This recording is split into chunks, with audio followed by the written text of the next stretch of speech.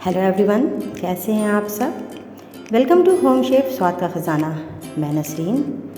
आज की हमारी रेसिपी है बकरीद स्पेशल शाही वाइट मटन शोरबा रेसिपी, जो बहुत ही जायकेदार बनकर तैयार होती है। तो आइए इसे बनाना शुरू करते हैं। इसके लिए यहाँ पर लिए हैं मैंने 500 ग्राम मटन।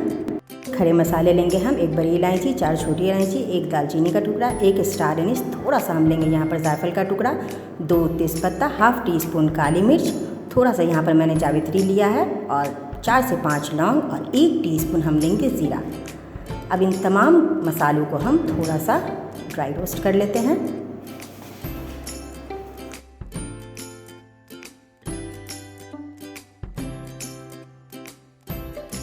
मसालों को ड्राई रोस्ट करने के बाद हम इन्हें ग्राइंड कर लेंगे। मसाला हमारा ग्राइंड हो चुका है।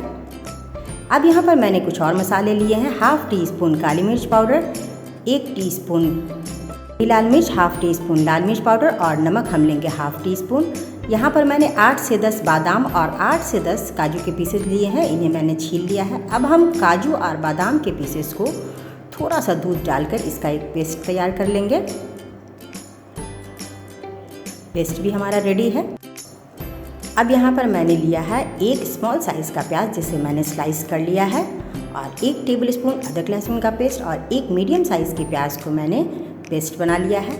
अब एक प्रेशर कुकर में हम गर्म करेंगे हाफ कप घी, और घी गर्म होने के बाद इसमें हम डाल देंगे जो स्लाइस किए हुए हमने प्याज लिए हैं, और इन्हें हम बहुत ज़्यादा गोल्डन ब्राउन नहीं करेंगे, थोड़ा पिंक होने तक, पिंक कलर आने तक इसे हमें फ्राई कर लेना है।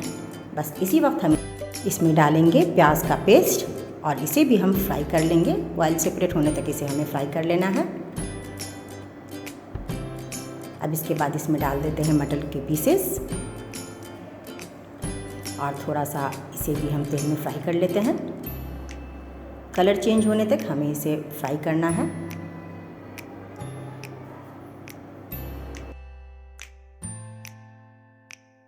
अब हम इसमें डाल देंगे अदरक लहसुन का पेस्ट और इसे भी अच्छी तरह से मिक्स कर लेते हैं, और इसकी रॉ स्मेल जाने तक हम इसे कुक कर लेते हैं।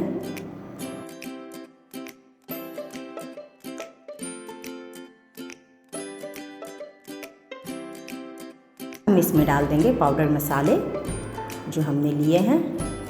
थोड़ा सा इसे भी हम कुक कर लेते हैं, फ्राई कर लेते हैं मटन के साथ।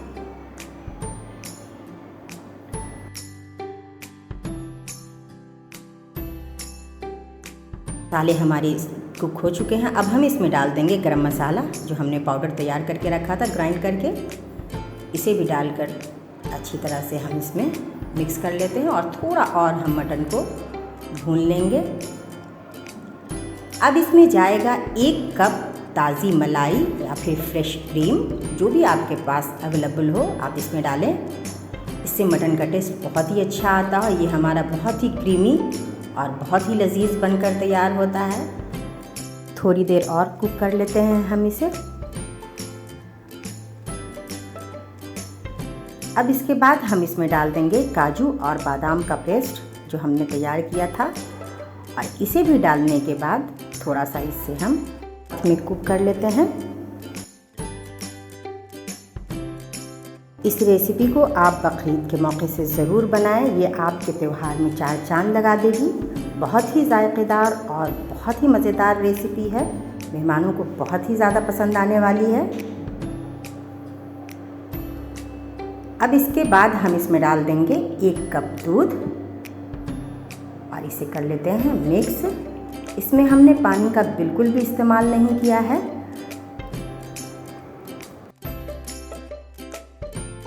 के बाद हम इसका लगा देते हैं ढक्कन और 2 विसल आने तक हम इसे कुक करेंगे, और इसके बाद 2 मिनट हम इसे मीडियम फ्लेम पर पकाएंगे।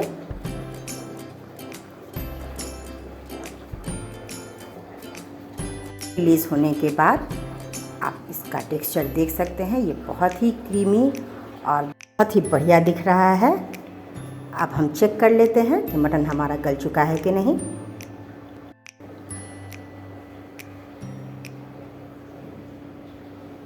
मटन हमारा गल चुका है। अब ये सर्व करने के लिए बिल्कुल रेडी है। आप इसे गर्मा गर्म सर्व करें। ये पराठे, बटर नान और तंदूरी नान के साथ सर्व करें इसे आप। ये बहुत ही जायकेदार और बढ़िया कॉम्बिनेशन रहेगा। एक बार ज़रूर ट्राई करें मेरी इस रेसिपी को। और अगर मेरी रेसिपी आपको अच्छी लगे तो प्लीज़ मेरी वीडियो को लाइक और मेरे चैनल को सब्सक्राइब ज़रूर करें।